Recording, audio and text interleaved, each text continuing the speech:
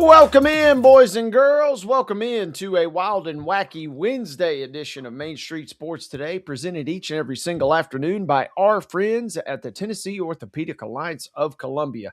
Got a big show lined up for you guys today on this good-looking Wednesday, and so delighted to be with you. Wayne Ely saying hello here, Calvin White there, and our producer, as always, behind the scenes, the one and only Mark Rogers. Calvin, good afternoon. How we doing? I'm doing good. I wish I could, grow out my facial hair a little bit like you have to, keep my face warm. But unfortunately, that's not an ability I was blessed with. You know, it's a lot of hard work and preparation that goes into it. This thing, don't let me deceive you, Calvin. This has been in the works probably since the last time I saw you, if you remember that on that East Nashville East Robertson football game months ago. So, work in progress. We're always working, but thanks for the compliment. And yeah, excited to be with you here today. How's the week been so far? We're going to get into the real kind of ins and outs of yesterday, at least for you. But good to see you here on this Wednesday, a day later and a different day than I'm used to seeing you, though. Yeah, it's been good. Had to switch out with David yesterday, like you said, to go cover the Mr. Football Awards. I had a finalist and eventually a winner. So went to that yesterday and then got to come home for a little bit before I went over to basketball last night and got the next couple of days off before we hit the hardwood again on Friday. Get ready to rev up and do it all again. And you mentioned some of those Mr. Football Award winners. We will go and kind of get your insight and your wisdom to kind of how the ceremony played out yesterday over at Nissan Stadium. David and I we can only do so much without being there. So we'll get some kind of real ins and outs from you coming up a little bit later in the show. Speaking of later in the show, we got a big one today, folks. They're all big, but today is going to be fun. I'm looking forward to it. Coming up in the second hour, in addition to the grab bag and some football headlines, we will talk with our good friend, colleague at Main Street Media. Joe Sullivan will swing by. We will talk local hoops. We'll talk Belmont, Lipscomb, Vanderbilt, MTSU, maybe sneak in some Austin Peay. Joe texted me last night, though, Calvin, and said we are not allowed to discuss Michigan basketball. And I said, hey, Joe, I get it. Everybody already knows that they're the best team, to ever grace the hardwood. So I understand. He said, well, I'm just kidding. We could sneak that in too. But we'll talk other games because there was a big, big finish at the Jimmy V Classic last night that I got to see in particular. And so excited to talk with Joe, our good friend and colleague, once again at Main Street Media, about all things college basketball. It is Wild and Wacky Wednesday. We got a good-looking slate of wild and wacky stories. Sometimes, Calvin, you have to scour the internet. You got to scour the world and the globe to find wild and wacky news. Sometimes, partner, it's right in your backyard. And we got a couple stories from over in East Tennessee that you are not going to want to miss coming up in Wild and Wacky Wednesday. That's in the second hour. Coming up here in this first hour, our good friend Ben McKee from Go Vols 24/7 will join us. We'll talk a little bit more on the fallout of Tim Banks and his departure at UT in terms of their football program as the defensive coordinator. We'll also talk about Tennessee men's basketball and kind of how they pick up the pieces after reeling a little bit on the hardwood and then also reeling a little bit with some injury news off the court. So that's going to be coming up here in just a matter of moments. Once again, always a good time when we can have Ben on. Still to come, we'll also mention, as I teased a moment ago, Calvin's recap from the Mr. Football ceremonies, but also, Calvin, some big news kind of in your backyard that we meant to get in on the show yesterday. We couldn't quite squeeze it in, but a familiar name in high school football in particular, but has been a familiar name in the college ranks for a while. A familiar name is on the move, and so Calvin will give us the deets and the goods there. We'll also talk some MLB contracts. Calvin, are you more excited that the Mets are losing guys, or are you more upset that the Dodgers kind of are adding guys as we sit here through a couple of days? Can I say both? You're allowed to say Yeah, both. That's a fair reaction. It's kind of amusing to watch the downfall of the Mets in real time, seemingly. After Pete Alonso became a Baltimore Oriole earlier this morning, but the Dodgers just keep doing what they do and adding star-studded players. Edwin Diaz had a rough little last season and a half, and went out and got the highest average annual value for a relief pitcher ever from the reigning two-time world champions. Um, so they just keep loading. But if you're looking at it from a Braves point of view, you gotta compete in the division to get in the playoffs to get a shot at the Dodgers. So Yeah, watching the Mets, kind of spiral here during the winter meetings is amusing in real time. I like that. Who knows what can happen? Yeah, it seems inevitable the Dodgers will win the World Series again, and maybe go 162-0. But crazy things happen in baseball, and you can't be the team to knock them off unless you're in. And with the Mets maybe in free fall mode, I like your line of thinking there. That gives maybe the Braves a little easier, or perhaps a little easier path to get into the postseason. So I kind of like that. And yes, both is a very acceptable answer there, because interesting from a Braves fan standpoint to see the Mets unfurl, but also, yeah, kind of disappointing to see the Dodgers stack up some more talent. So that's a kind of a run of show here over the next couple hours. It's going to be fun, folks. We're delighted that you guys are with us. So with that being said, let's really get this party kind of started. Let's get it cranked up. Let's give you last night's results. Let's bring you today's schedule. Let's do all of that on a little thing we like to call the rundown. This is the Rundown.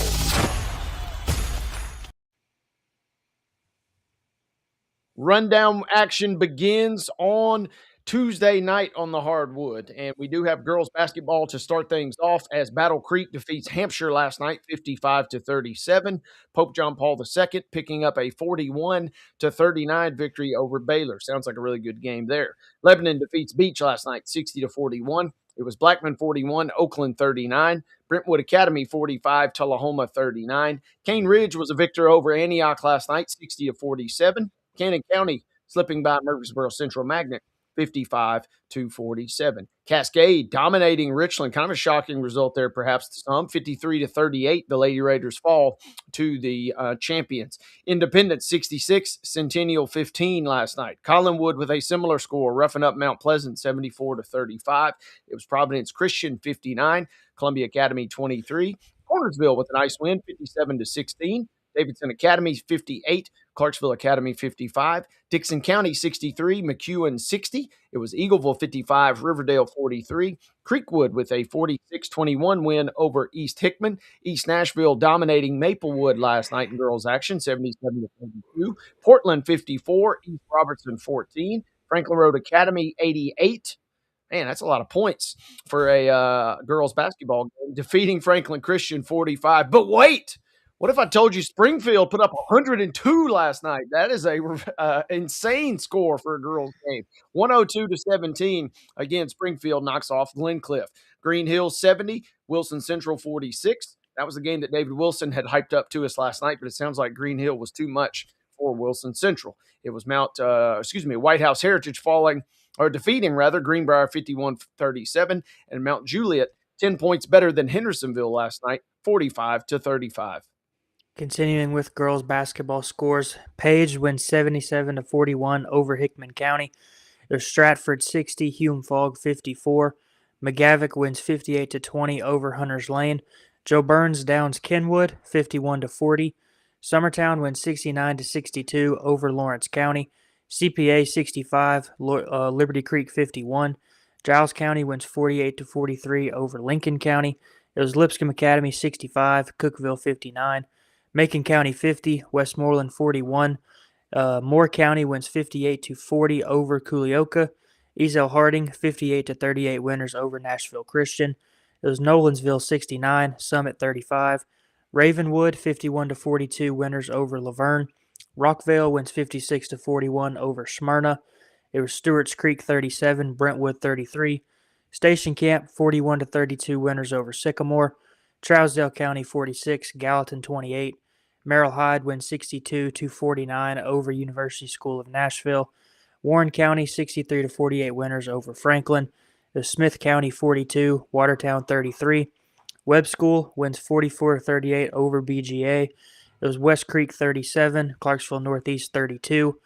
Whites Creek 40-36 winners over Martin Luther King. And Middle Tennessee Christian wins 105-27 over Zion Christian.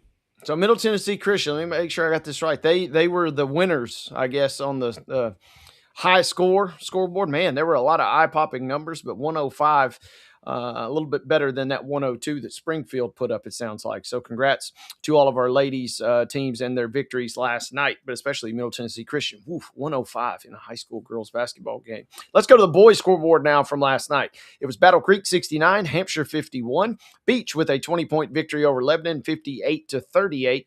Blackman taking care of Oakland, 58-37. Cannon County defeating Murfreesboro Central Magnet, 75-65 was that final. Richland earning the split versus Cascade last night, 60-41 for the Raiders there. Kirkwood with a nice victory, 63-50 over Clarksville Northwest. It was Mount Pleasant slipping by the slimmest of margins, 54-52 over Collinwood last night. Providence Christian with an 81-14 victory over Columbia Academy. Cornersville 2 points better than Santa Fe last night, 48-46. Davidson Academy picking up a 58-55 victory over Clarksville Academy. Dixon County 64, 51 for McEwen. Eagleville with a nice win and capping the sweep last night over Riverdale, 62-30 was that final in boys action. Creekwood 62, East Hickman 49. Maplewood 62-60 over East Nashville. Other scores here: Portland 62, East Robertson 52, Friendship Christian 81, Mount Juliet Christian 26. It was Springfield, not quite 100, but plenty enough to get the win over Glencliff last night, 89-29. Wilson Central 53, Green Hill 50, White House Heritage with an 85-39 win over Greenbrier, and Hendersonville surviving, outlasting, if you will, Mount Juliet last night in boys action, 40-36. Rounding out the boys' scores, Page wins 66-54 over Hickman County. Houston County wins 67-42 over Cheatham County. It was Joe Burns 44, Kenwood 42. Summertown 55-46 winners over Lawrence County. Liberty Creek wins 52-37 over CPA. Lipscomb Academy 73, Cookville 63. Westmoreland 48-39 winners over Macon County. It was Moore County 69, Culioka 58. Nolensville wins 80-64 over Summit. It was Ravenwood 54, Laverne 51. Rockvale wins 95-88 over Smyrna. It was Brentwood 76, Stewart's Creek 58. Station Camp 53-39 winners over Sycamore. University School of Nashville wins 81-62 over Merrill Hyde. Franklin wins in a nail biter 70-68 over Warren County. Smith County downs Watertown 47-33. BGA wins 77-43 over the Webb School. And Middle Tennessee Christian wins 87-58 over Zion Christian.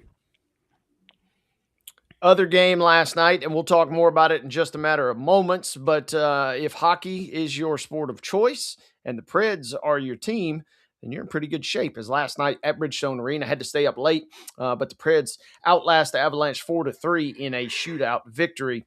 Bridgestone was rocking last night. That caps your schedule or scores from last night. Schedule tonight, massive slate, folks. Huge amount of games being played across the state of Tennessee.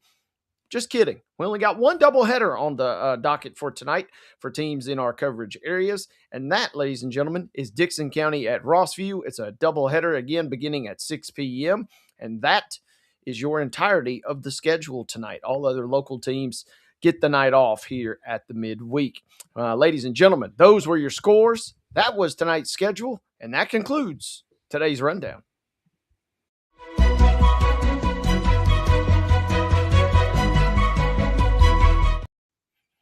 Top story, as always, brought to you by the fine folks at Piggly Wiggly over at Neely's Mill in Columbia. Open from 11 a.m. until 6 p.m. Be sure and check them out for your delicious daily deli lunch options, where they also offer hand-cut meats and everything costs plus 10% at the cash register. Once again, Piggly Wiggly at Neely's Mill in Columbia, presenting you our top story. Calvin, we just talked about it, just referenced it. Had to stay up late. But if you did, you were rewarded last night as the Preds take it to overtime, get through the 5-minute overtime period, and then ultimately win on a shootout versus Colorado Avalanche, one of the premier teams in the NHL. The Preds have now beaten the top team in the NHL in 5 of their last 7 outings. And nice win for the boys at Bridgestone Arena. I didn't get to watch any of this, and my resident Calvin, diehard Preds fan, aka my sister, she texted me and said, "Why in the world are they starting so late?" And she tuned out, I think, midway through the second period when the game was still tied. So, two ways to look at it. If you stayed up, you were rewarded. If you went to bed early and then woke up this morning, it was kind of like a nice little treat to wake up to. But the facts are the same either way. The Preds with a nice victory in a shootout, 4-3 over the Avs. Yeah, and I'm not a big hockey fan, but the before the season started, the big storyline around the Preds was that they had to get off to a good start, especially with the way last year went. They got off to a rough start and never really recovered. And even early in last year, fans and media and everybody else were talking about, Barry Trotz and Andrew Brunetti, might be fired, looking for new jobs. And, the Preds got off to a little bit of a rough start this year, but they've been playing better over the last, couple of weeks to, get back to a little under 500. And, not watching the games, I can't really, tell you how they've been playing better. I just, from what I read and hear, they've been playing better. And, that's what they needed, especially after the way last year went. And, I think Mo and I talked about this a little bit a couple of weeks ago. That Andrew Brunetti was potentially coaching for his job, before the Preds went on this little bit of a run to, seemingly give themselves life. Yeah, and a nice win last night. It's funny you mentioned that. Yeah, in a weird twist of fate, we started this journey with Main Street Sports Today a couple of years ago, and I remember Mo saying, "Hey, I'm not the hockey guy, but really, I think he's watched more Preds and kept up with them more than anybody on the show. So he's kind of our resident expert. So be curious to see maybe his thoughts on the program tomorrow. But yeah, the facts are as such. I mean, the Preds. It was a crazy first period. 2-2 was your tally after that opener. And yeah, it was right around the midway mark of the second when my sister texted me and said, "Well, I'm going to bed." And I said, "Well, you're tuned in a little more than me." But we go to the third. We get a goal from the Preds. We get a goal from the Avs. That sends it to overtime. Crazy, crazy game. As Brady Shea was the young man that scored for the Preds, Luke Evangelista, that is, and Adam Wilsby had us helpers on the goal. The Preds go up to 3-2, and then the Avs tie it with 8 seconds left. You're thinking, oh no, here we go. You're anticipating a loss in overtime. Not only do they not lose in overtime, but then they find a way to win it in the shootout. So congrats to the Preds. I kind of retain the belief or the idea of, it's going to take a little bit more than a one-off game. It's going to take a little more than, a 4 or 5 game stretch before I can really kind of get behind the team here. But that's kind of where we're at with them. I'm going to need to see a little bit more before I'm a true believer. But a nice win for them. Restore the pride a little bit. Might end up slipping over to Bridgestone a time or two during the holiday break just to check them out. Always a good time, whether they're playing well or not. So that could be something to keep an eye on. And that was Calvin, I found this part crazy too, because I mentioned the goal with 8 seconds left from the Avs. NHL history last night. I don't know who the statistician is that was tracking this, and that does not seem like a fun job trying to think about this sort of situation. But that was part of NHL history last night, as there were four different teams on Tuesday night that tied their respective game in the final 15 seconds of regulation. Like I said, wild, crazy stat. We saw the Ducks do it versus the Penguins. You had some other kind of crazy finishes. Not all ended up in a shootout like the Preds did. Vegas was involved in one, the Oilers, and then the Avs, as we mentioned, tied it up versus the Preds. So crazy stuff, wild stuff. Hats off to the folks keeping tabs on that. But again, NHL history made last night. The Preds loosely involved in that and got the win over the Avs. We're going to take a quick timeout, folks. On the other side of this break, we'll shift gears. We'll get off the ice. We'll get on the gridiron. We'll get on the hardwood with our good friend from Knoxville, Ben McKee of GoVols 24/7 is waiting in the green room. We will visit with Ben right after this break here on Main Street Sports Today, presented by TOA of Columbia.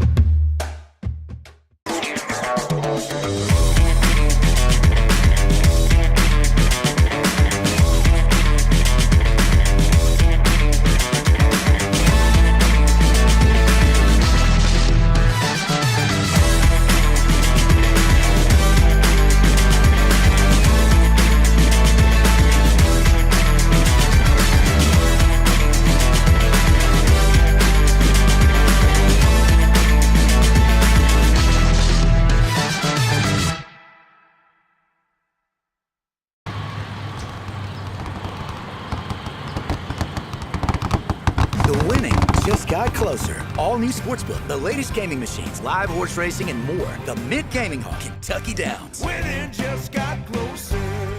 This holiday season, the largest lantern festival in the country returns to Nashville Zoo. Experience more than 1,000 all-new handcrafted lanterns, towering creatures, magical worlds, and a North Pole village. At the center of it all, the Smashville Ice Rink. Welcome back to Zoolumination at Nashville Zoo. Bigger, brighter, and better than ever. Busy bee, yeah, busy bee. If you need Hold on, y'all, hold on. I need to make a call. Hey, this is Brianna with Busy Bee. I'm giving you a call to let you know your technician is on his way. 833. Busy bee. Guys, not yet. Not yet. Busy bee, oh, Now busy I'm ready, bee. guys. Call 775-7833. Custom Stone Handlers supplies over 600 distributors and suppliers with quality stone products. Along with Riverstone, we produce and distribute over 100 building, landscape, and other bulk products. Our goal is to provide quality products, service, and partnerships to ensure our customers' success. We firmly believe the measure of any person or company is how you treat other people and customers. Give them a call at 931-490-4990 or visit CustomStoneHandlers.com.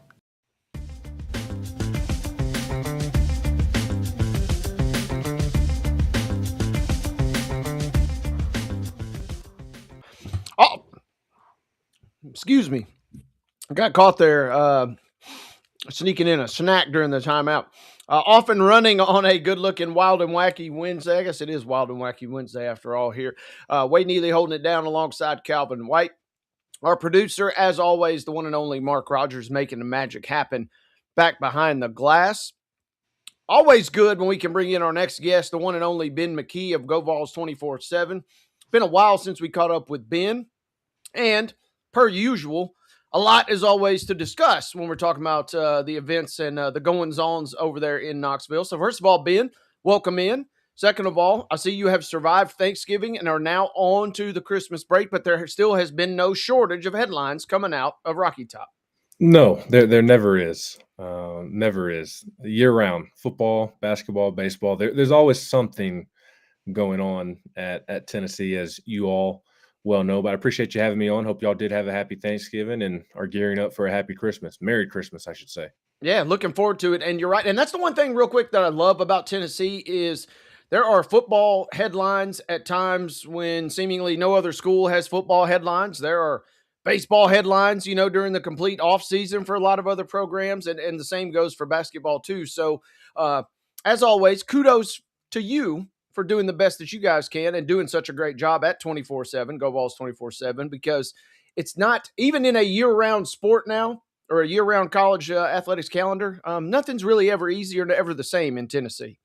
No, and that is the understatement of the century. I appreciate your kind words. We're just constantly trying to keep our head above water and tread water as much as we can. Only Tennessee could have a baseball coach leave for Major League Baseball, like that's never been done before. But of course, Tennessee manages to pull that off, and now we've got a defensive coordinator search on our hands, but that appears to be coming to an end as we speak, as a matter of fact.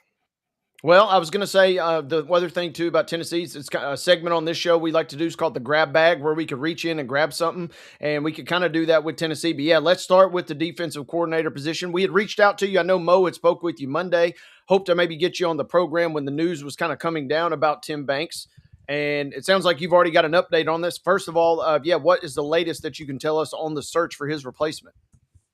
Well, it looks like Jim Knowles is going to be Tennessee's next defensive coordinator. That reported by Matt Zenitz of CBS Sports and 24/7 Sports. And that is one heck of a hire for Josh Heupel if he's able to push that one across the finish line. As you mentioned, he decides over the weekend to part ways with Tim Banks. That comes out on Monday after Tim Banks meets with the team on Monday morning. And it's very clear that he had a plan or at least that is very obvious, because within just over 48 hours, I guess, of news breaking that Tim Banks was out, it looks like he's going to have a new defensive coordinator in play. And I don't know that Josh Heupel could have made a better hire for the defensive coordinator position with Jim Knowles. His track record speaks for itself. Very successful at Oklahoma State, very successful at Ohio State. Did not have his best year at Penn State, but I think everybody's willing to give him grace given the situation that Penn State went through this season. But again, I think it's as good as Josh Heupel could have done, given the nature of his offense. It's not the easiest for defensive coordinators to work with because defenses are on the field so much, whether it be quick 3-and-outs from the Tennessee offense or quick scoring drives from the Tennessee offense. The defense is they don't have a lot of time to rest on the sideline. They don't have a ton of time to make adjustments on the sideline. So it's difficult from that standpoint. And then, Tennessee's football, the program is in a great spot, obviously. But Ohio State, Penn State has had more success of late than Tennessee, of course. Ohio State winning the national championship last year, being in prime position to do so again this year. Penn State was in the Final Four last season, a game away from the national championship. So Tennessee's still a dominant brand in college football, but Penn State, Ohio State been more of a brand of late. So you were able to hire a defensive coordinator who has been at two of the premier brands in college football in his last two stops, and you pair that with just the question of, okay, which defensive coordinators want to deal with this type of offense because if their defense in a bad position. I think it's as good of a job making a hire as Josh Heupel could have done. Absolutely. And Ben, full disclosure, I had not seen that news at all until you just joined this show. And the moment his name left your lips, I immediately thought that, home run type hire, considering, but my immediate question now kind of becomes, and maybe we'll learn this, maybe we won't, but, does Heupel make the move to move on from Banks? Was that going to happen either way? Or is this kind of a deal where Knowles and Heupel had said, we could pair up, and then it made it obviously a little easier to get Banks out the door, knowing you got a guy of Knowles' caliber waiting in the wings? I do think that this breakup was going to happen regardless. Okay. It was something that Josh Heupel was making note of throughout the course of the season, especially as the season wore on, not necessarily making a mental note in the back of his head of, I'm going to fire Tim Banks a week after the season ends, but seeing the defense regress and just game after game, not really having answers for the opposing offenses that they were going up against, it just spiraled. And as I think it continued to spiral, I think it became more and more clear that Heupel needed to make a move. And then you have the situation in the Vanderbilt game to where they certainly did not have an answer for Diego Pavia in that Vanderbilt offense in the second half. And I just think that really pushed it over the edge. And of course he did take some time and kind of thought about it this past weekend and decided to go through with it. So I do think it was going to happen regardless of who maybe was waiting in the wings, but I also don't think it's pretty obvious that you go into that type of move having a plan in place. At least if you were doing your job correctly. Yeah, there we go. If you are moving the correct way, you make sure that you're not going into it with a blindfold on. You're making sure that you don't do what Penn State did with its search for a head coach, where you fire James Franklin because you think you can upgrade. You very clearly don't have a plan. You ended up making a phenomenal hire, but the fact that it took as long as it did and you went through as many coaches as it did was a really bad look. So you want to make sure that you do have a plan going into it, and I'm sure he had that plan and had a couple of guys in mind. But I would imagine that through the back channels, once it became very clear that he was a legitimate option, Jim Knowles, that it made that decision a little easier to make. Ben, up until this year, Tennessee had some really good defenses under Tim Banks, but, what do you think it was that, led to the defense regressing so much this season? I think there are a lot of answers to that question. I don't think it was one thing that went wrong. I personally think that there is some complacency that set in on the defensive side of the football amidst the defensive staff, starting at the top with Tim Banks. You look at the personnel, and the personnel was just not good enough. And that doesn't only fall at the feet of Tim Banks. That also falls at the feet of Josh Heupel and the rest of the defensive staff as well. Just guys that there have been poor evaluations made out of high school to where guys coming out of high school just have not hit, or they're not being developed at the rate that they should. So you look at the personnel really at all three levels, but especially at linebacker and at safety. There's also the fact that Ricky Gibson and Jamal McCoy was lost for the season. That's not why the defense struggled, but that's obviously a big reason. Or didn't help, yeah. Yeah, it didn't help. And now Colton Hood filled in admirably. I mean, he's projected on ESPN today as a first-round pick. And Ty Redmond had as good of a freshman year as you could have hoped for. So you did have some guys step up, but Jamal McCoy also is projected as the first-round pick and ahead of Colton Hood. And Ricky Gibson has the potential to play in the NFL as well, has the potential to have the success that Jamal McCoy has had. So those two injuries hurt. And then just play calling, game planning. I'm not going to pretend to get into the intricacies of X's and O's. That's not me. I'm not educated enough to do that. But you talk to people who are more educated than me, and they question the thought process behind certain choices with the game plan, with the play calling. They question how they are tackling in practice in terms of the correct fundamentals that are being taught. So there was a lot that goes into that in terms of why the Tennessee's defense regressed this year. There's a lot of reasons why. And ultimately, I know Tim Banks is the scapegoat, but he is not the only reason the defense struggled this year. And there will need to continue to be changes made or things adjusted in order for things to get back on track as well. We had our friend Caleb Giroux from the Daily Times on, early in the season. And, at the time when we talked about this with him, it kind of sounded a little bit ridiculous. There at the time, I believe there were people talking about, Josh Heupel was on the hot seat and things like that. But, you fast forward 2 months and, the Vols are 8-4 and they missed the playoff. I'm not going to say Josh Heupel's seat is hot necessarily going into next year, but do you at least think it's a little bit warmer than it is today? I don't know. That's a tough question. I say no. That'll be my final answer as you throw me a fastball there. I say no just because he has been so good for Tennessee, especially coming out of what he inherited with Jeremy Pruitt, the NCAA sanctions. He's a good football coach. I don't think there's any doubt about that. Now the question is, okay, is he a great coach? Can he truly contend for SEC championships, national championships? Because even last year when they made the playoffs, not at all trying to take away credit for them making the playoffs, but they really benefited from an easy schedule last year to where they were able to rack up some wins, and that obviously helped them get into the playoffs. I mean, the only team that they beat of significance last year was Alabama.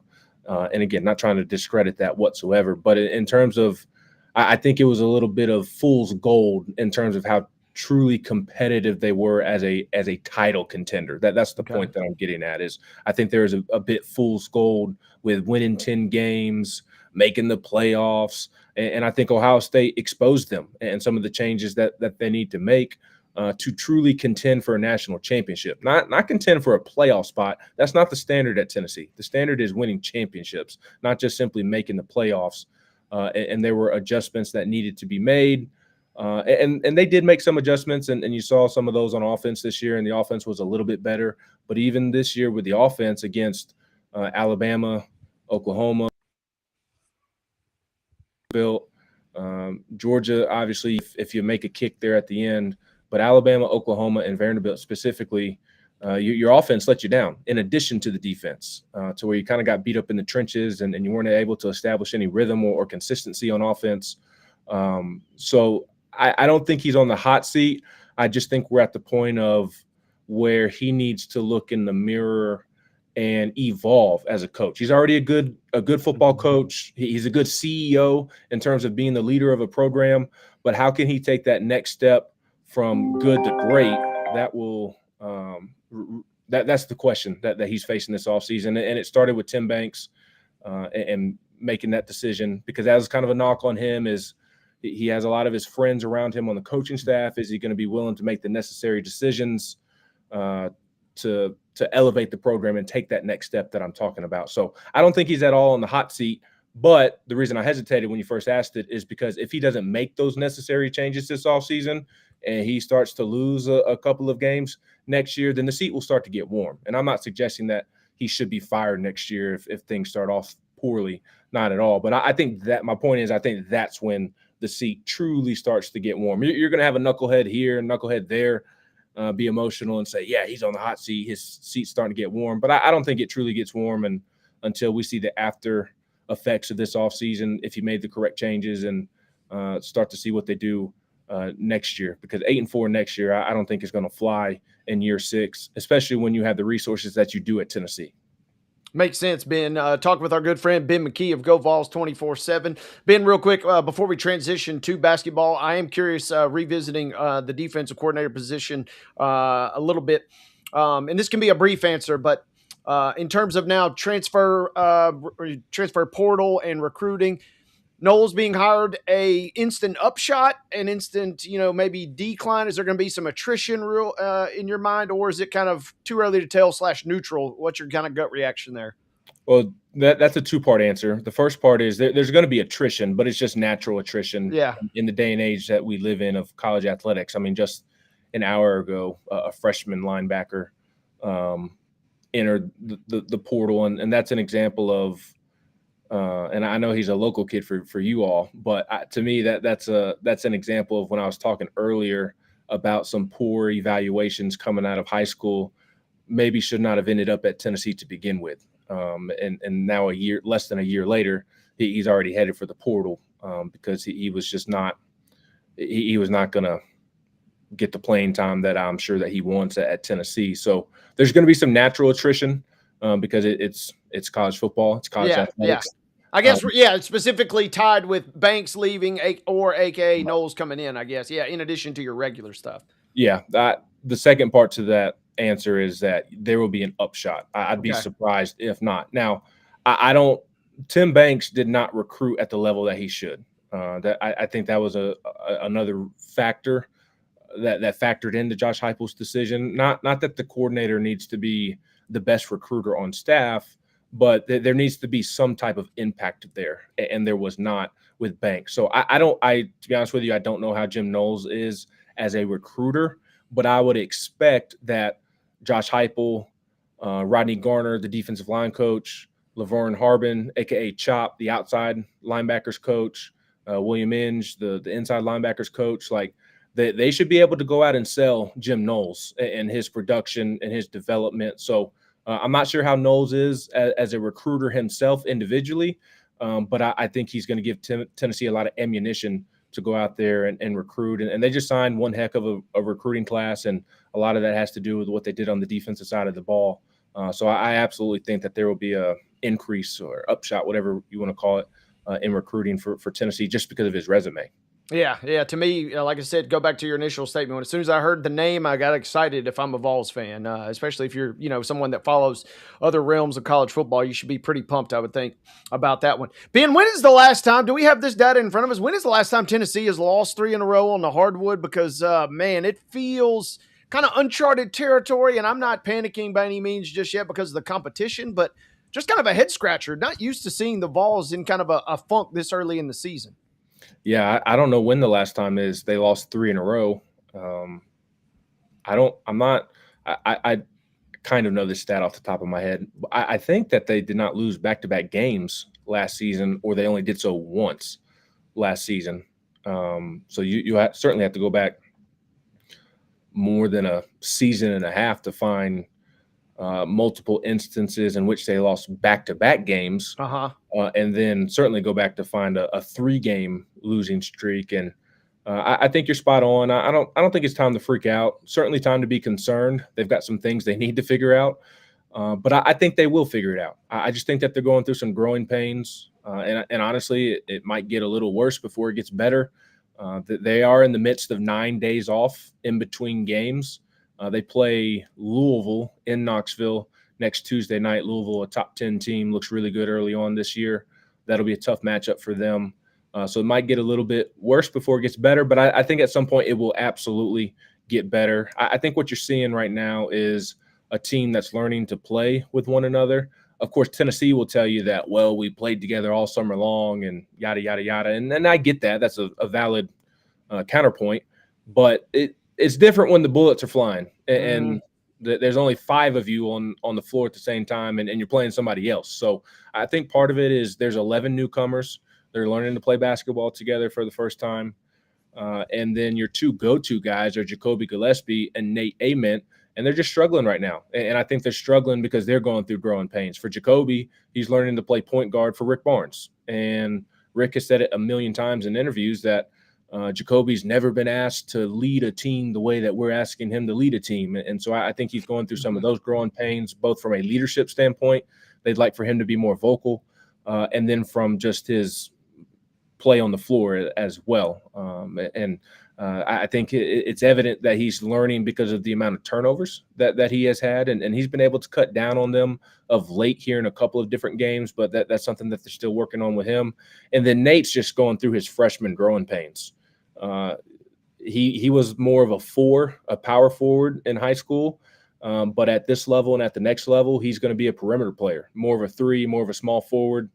I think we talked about it, you and I, at one point when I was on with you and Mo, about kind of his game is similar to Kevin Durant's. Not in the terms of the same ability, but in terms of the possession and just what makes them good. It's just he's a guard in a 6'9", 6'10" body and can do things that people that size should not be doing. And his shot has struggled more than I anticipated. He's a really good shooter. I've seen it in practice. It just has not translated to the game for whatever reason. But I think he'll eventually find it as he finds his confidence. And that other part about playing on the perimeter is you're now playing it in college to where you're going up against older kids, older young men, I should say. And they're able to be a bit more physical with you and knock you off your route a little bit more than high school guys are able to. So he's doing things that he didn't do in high school at a much higher level of basketball. So he's just going through growing pains, and I think he'll get to where he needs to get to at some point. You saw it with Kennedy Chandler. He played his best basketball the second half of the year. You saw it with Chaz Lanier last year. I think at some point in January with Jacoby, with Nate, as they get into the thick of SEC play, I think you're going to see the light bulb come on, and you're going to see why they were so highly regarded in the transfer portal for Jacoby and the high school ranks for Nate. He's projected just last week as the number 4 overall pick, a lottery pick, a top 5 pick, whatever you want to say. And at some point you'll see that as it clicks for them at some point, because Rick Barnes and his coaching staff, as they have shown the last couple of years, will get them to that point. And once that happens, I think you'll see Tennessee as a team take off. Calvin, you got anything else for Ben before we get him out of here? Yeah, one more thing. Ben, it was reported that Cade Phillips is going to, miss the rest of the season with a shoulder injury. They're going to try and get him a medical red shirt to maybe get him back next year. But, how big of a loss is that for Rick Barnes this season? Yeah, it's not insignificant, but it's also not one that Tennessee can't overcome. I'm really bummed out for Cade Phillips. He, if I'm being totally honest, he's one of my favorite guys on the team to interact with. He's a junior now in his 3rd season, and he's as good of a young man as you're going to meet, just made of all the right stuff. The yes, sir, no, sir, yes, ma'am, no, ma'am type, and just goes out of his way to ask you how you're doing. And he's not asking you how you're doing to check off a box and be nice if you ask him. He genuinely is interested. So I'm really bummed out for him on an individual level. And he was going to be a key piece to this front court that I really, really like. He has an elite athleticism that was going to be able to help Tennessee out on the perimeter in smaller or bigger lineups, whichever way they would choose to go in that regard. And then he can block shots, as everybody has seen. He's an elite lob threat. He can go get you rebounds. He is just – he does all the dirty work, all the Tony Allen, Zach Randolph, vintage grit and grind Grizzlies type of stuff that I know we love on this show. And so Tennessee's going to miss that. But because they did so great at molding the front court in the offseason by going out and getting Jalen Carey, They truly got a diamond in the rough with Dwayne Brown. He's so much further ahead than they ever could have anticipated with him as a freshman. Alabama and Auburn are going to regret not recruiting him out of Hoover High School there in Hoover, Alabama. So you add those two. You've got J.P. Estrella back healthy now. Now he needs to consistently stay healthy. He's dealt with some bumps and bruises to start the year. But those four guys, although you will absolutely miss Cade Phillips and you want him on the floor, he was starting for a reason. And, of course, I even forgot to mention Felix Akpar coming back for his second year as one of the best rim protectors in the country. So you have guys. It's just a matter of, like, yeah, you're going to miss them, but now who fills that role? And how do you move on from here? And I think they'll get it figured out. I mean, Jalen Carey has been tremendous the last couple of games. They need to get Felix going. They need to get JP back in the lineup consistently. And I think, as I mentioned, Dwayne Brown's going to play a lot of minutes for you. So bummed for Cade Phillips, but Tennessee has plenty to overcome that loss. Said it on the show yesterday too, Ben. It stinks in the moment sometimes, but sometimes later in the year you look back and a guy that would not have gotten his extra minutes or been relied upon, an injury, thrust them into a situation. Those are guys that maybe you're relying on in a postseason type situation. So hate it for Cade, but obviously could be a potential blessing in disguise for some down the stretch. And Ben, since you mentioned it, the Grizzlies, my spidey senses were tingling. Yeah, they lost to the Spurs the other night, but they might not lose the rest of the way, partner. They're a little bit of a heater as we get ready to close the calendar year. Yeah, they won their last two. They won Friday night. Like 8 out of 9 or 7 out of 8. They can't be stopped right now. And yeah, they're playing the bottom feeders of the league, but forget all that. Yeah, don't worry about the context of why they've been on a heater, but they've been much more enjoyable to watch the last 2 weeks or so. This is really since Zach Edey came back. He's a lot of fun to watch. I know Tennessee fans don't like watching Zach Edey. Careful. Or not really any college basketball fan that doesn't root for Purdue doesn't like him. But when he's on your team, he is a lot of fun to watch, and he's awesome, man. He's a real deal NBA player, going to play for a long, long time. And he has a couple of games here and there where he like legitimately looks like a franchise type of player, like could be the franchise, and you build around him, that type of player. So he's been a lot of fun, and Ja comes back Friday. So hopefully we get happy Ja, and he stays healthy, stays happy, and the Grizzlies can keep doing what they're doing and beat some teams above 500 now. That'd be nice. A nice little early Christmas present. Ben McKee of Go Vols 24/7. We always appreciate your time, brother. If we don't get to see you before the holiday, have a safe and festive Merry Christmas, and we'll catch you on the flip side, partner. Thank you for all that you do for us. Absolutely. I appreciate y'all always having me on, and hope y'all have a Merry Christmas. Yes, sir. See you soon. That was Ben McKee of Go Vols 24/7, breaking all things down, breaking a little news even. Big stuff coming out of UT. We'll talk more about that, I'm sure, on shows throughout the rest of the week here on Main Street Sports Today. As, again, Jim Knowles looks like he is set to become the new defensive coordinator up on Rocky Top. Quick timeout when we come back. Speaking of coaches coming and going, Calvin and I have been talking about a story behind the scenes we've got to update you guys on. And as fate would have it, it involves a guy that's familiar with the schools in and around Knoxville. You're not going to want to miss this. We got some big news coming your way on the other side of this timeout. You're watching Main Street Sports Today, presented, as always, by our friends at TOA of Columbia.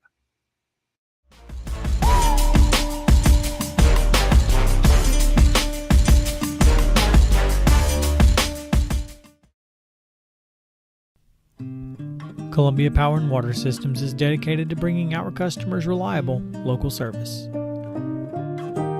Whether you're turning on a light switch, your faucet, or streaming on TV, our dedicated team members from here in Murray County work every day to keep you on. If you need us, call us 931-388-4833 or visit cpws.com. CPWS, local service, local support.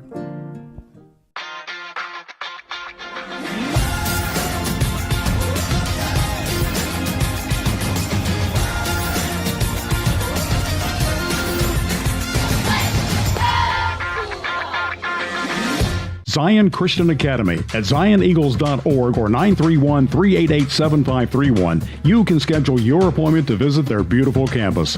Again, zioneagles.org or 931-7531 to schedule your visit today.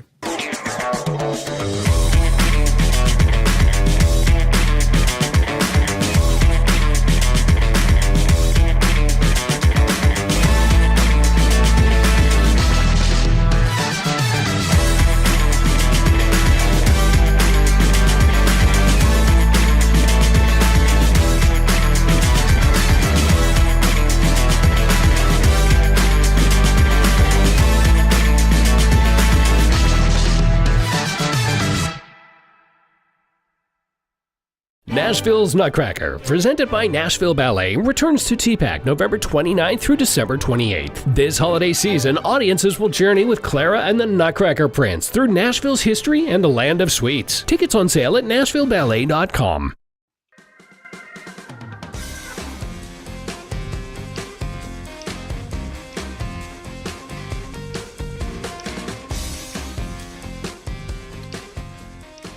Welcome back, boys and girls. Closing in on the top of the hour here on Main Street Sports Today, where we're presented each and every single afternoon by our friends at the Tennessee Orthopedic Alliance of Columbia. Wayne Neely here, Calvin White there. Calvin, you were on hand yesterday for the Mr. Football Awards ceremony. A couple of your folks that you have covered and seen over the course of this season went home with some hardware. I got to ask you, partner, how was the ceremony? It's always a cool event that they put on over there at Nissan Stadium. Yeah, the ceremony was as good as it always is. They had Titans radio play-by-play man Taylor Zarzer, be the kind of the MC for the event. They had Cody Barton hand out the awards to the winners and the finalists, and credit to the Titans and the TSSAA and the folks that put that on. It's a good event, but they get you in and out of there. The lunch started at 11. I left at 2. It was a good little event. They got through the award ceremony in about 45 minutes, I want to say, and then, they took all the winners down to the interview room. We got to talk to them, and then, got to mingle with coaches and family members of all the players we cover, and it was as good of an event as it always was. I was, writing a story either way. I had Zach Groves there from East Robertson, who was a Class 2A finalist. He ended up being the winner. So he was getting written about either way, but, it makes it a little bit easier to write the story when, the guy you're covering goes home with the award. Yeah, that's the headline kind of writes itself at that point, right? And you mentioned that. And I was glad you and I got to link up a couple weeks ago. We talked about that East Robertson versus East Nashville game earlier in the show, but impressive kid. I know some folks got a lot of high expectations for him locally and on Rocky Top there, but a worthy winner, it seems like, at the 2A level, to say the least. Yeah, I thought it was a two-man race between him and Jaden Pete, the running back from Milan. But I think that when you take into consideration what Zach Groves did on both sides of the ball this year, Jaden Pete's mainly an offensive guy. He won the 2A award last year. But I think when you take into consideration what Zach Groves does on both sides of the ball, he's an SEC commit for a reason. He's going over to Knoxville to play defense next year for Josh Heupel, and he was one of the best defensive players not only in the mid-state but in the state, and you saw that with him taking home the Class 2A Mr. Football trophy. To Calvin's point, that game we did a couple weeks ago, Groves didn't, not to say he didn't impact the game defensively, but the first 6 times that I called his name was because he was bruising his way for big runs and for touchdowns. And I'm like, man, this running back is out of control. And then you realize he's an SEC football commit as a defensive end, and he had 4 sacks in the second half. So, worthy winner. And congrats to all of our winners. Congrats to all of our finalists. And congrats to all that helped make that event go on as smooth as ever over yesterday at Nissan Stadium. But wait, there's more out of Knoxville and also out of Clarksville, or Calvin's coverage area, shall we say. As fate would have it, we kind of stay intertwined here. Big news coming down at the high school football level, but also from the college football level, because an East Tennessee high school football legend is coming back home. It was announced Tuesday afternoon that George Quarles, yes, that George Quarles of Maryville fame, has spent his time at the college ranks for a couple years and is now going to dip his toes back into the high school football scene, where he will coach Knoxville Webb. Previously, tight ends coach at Austin P. I believe I got that right, Calvin. And so after bouncing around, a little bit at the college level and doing some good things there, he's kind of coming back home, both literally and figuratively, here to coach Webb School Knoxville the next couple of seasons. Yeah, and, all he did in 16 seasons at Maryville was go 250-16 with 11 state championships. Went undefeated 8 times. And, now he's going to coach in that region over there with Gary Rankin at Boyd Buchanan. So when those two get together, even though George Quarles hasn't been in the high school ranks in a while, Gary Rankin's pretty widely regarded as the best high school coach that's ever coached in the state of Tennessee. So when Gary Rankin and George Quarles get together, I guarantee that just from the coaching matchup alone, that's going to be a game to keep an eye on. No doubt. And you were right. You got Rankin there, kind of the godfather of high school football coaching in the state. But Quarles is right there, kind of the godson, as it were, in that regard. Fastest coach in the country. I'm reading a report from WBR to reach 200 wins, which is easy to reach 200 wins pretty quickly when you're winning them at the rate that Calvin mentioned a moment ago. 2018, he was inducted into the Tennessee Sports Hall of Fame after he took a job at Furman. So he spent a couple years at Furman, starting out as the associate head coach and tight ends, then got into some offensive coordinator, quarterback coach duties. He goes to East Tennessee, went 3-8 both seasons, but first time at the college head coaching ranks. Then he ends up at Austin Peay for the last two, and as Calvin said, back to the high school scene. And you got to imagine at a great school like Webb, I know East Tennessee in particular is just absolutely loaded with talent and loaded with really good programs. But I got a hard time believing he's not going to find, kind of like Rankin did at Boyd Buchanan, right? Find kind of almost some instantaneous success. Yeah, and even though Webb went 1-9 this past year, that was their worst season in a while. And I think you put George Quarles in that same tier as Gary Rankin, where just about anywhere he coaches, he's going to be successful. And, Gary Rankin got Boyd Buchanan competitive extremely quickly. They were in the state semifinals before they got, bounced by Battleground Academy, who ended up winning the state title in their classification. But, I think you put Gary Rankin and George Quarles kind of in the same category that, no matter who they're coaching or where they're coaching, they're going to be competitive. And if they're not successful right away, they'll be successful eventually. No doubt. And anytime I hear Knox Webb, I always think back to one of my all-time favorite New York Jets, Mr. Chad Pennington, back in the day, spinning the ball for Knox Webb. Maybe they'll get back to some success. I would be hard-pressed to think that they won't. Again, even though it's kind of a murderer's row, and even though there's a lot of good teams over there, it will be not shocking, shall we say, if Webb and Quarles start making some inroads and start competing really every year for potential state championships.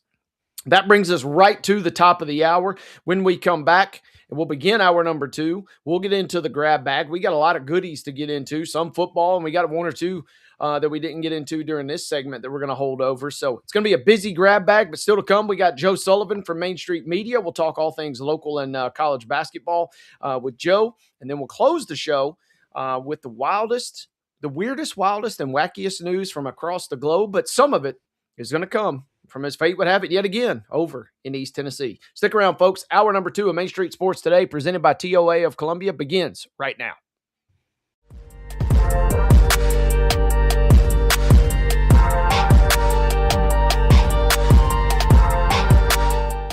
Jones & Lang Sporting Goods here in Columbia has been outfitting teams, officials, and anybody else from T-ball to college for 50-plus years. Be sure and check them out at 931-388-8060 or online at jonesandlang.com. Jones & Lang Sporting Goods, the look of a winner. Zion Christian Academy at zioneagles.org or 931-388-7531. You can schedule your appointment to visit their beautiful campus. Again, zioneagles.org or 931-7531 to schedule your visit today.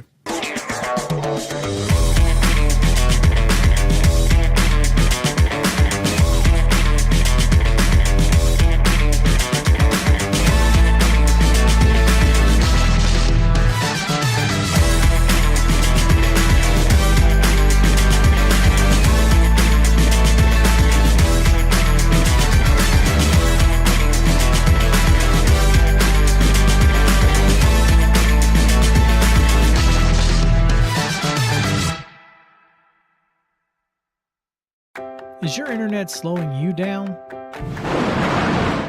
It's time for an upgrade. Whether you're at home, working from your home office, or at your business, it's time to unleash the speed you need with speeds up to 1 gig at CPWS for as low as $70 a month. Give us a call, 931-375-7777. Local service, local support, CPWS. Piggly Wiggly, located in Neely's Mill Shopping Center, is Columbia's locally owned and operated Cost Plus 10 grocery store dedicated to serving the community with low prices and smiling faces. Piggly Wiggly offers fresh, hand-cut meats daily as well as daily hot plate lunches from their deli counter. You're certain to see smiling faces and a helping hand when you're here at Piggly Wiggly. Come by and check out our fresh produce, high-quality meats, and more. Down home, down the street, we'll see you at the Pig.